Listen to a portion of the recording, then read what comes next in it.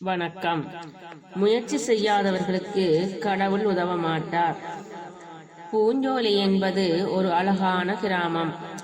அந்த கிராமத்தில் எங்கு பார்த்தாலும் பச்சை பசேல் என்று பயிர்கள் வளர்ந்து காண்போர் கண்களுக்கு விருந்தளித்தன. அவ்வூரில் மணிவண்ணன் என்பவன் வாழ்ந்து வந்தான். அவன் நல்லவன்தான். எனினும் எந்த ஒரு பிரச்சனையிலும் முயற்சி செய்யாமல் கடவுள் தன்னை காப்பாற்றுவார் என்றே எண்ணுவான்.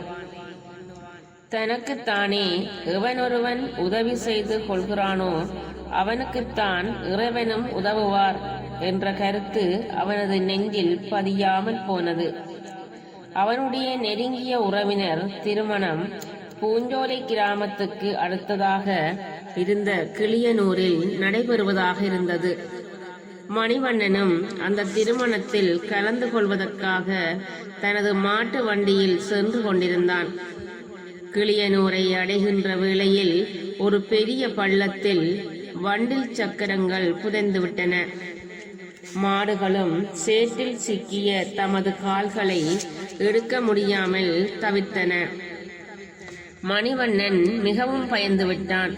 சேற்றில் சிக்கிக்கொண்ட வண்டியின் சக்கரங்களையும் மாடுகளையும் எப்படி மீட்பதென்று அவனுக்கு தெரியவில்லை.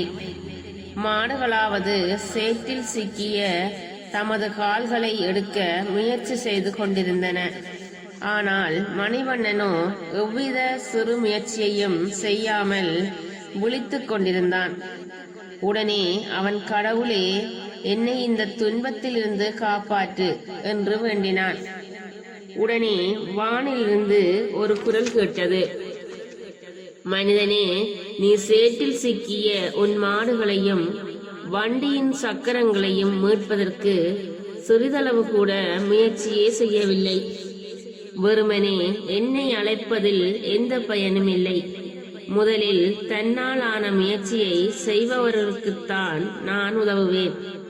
முதலில் உனது தோல் வலிமையால் சேற்றில் சிக்கிய சக்கரங்களை வெளியே எடுக்க முயற்சி செய். பிறகு மாடுகளை அதட்டி ஓட்டு.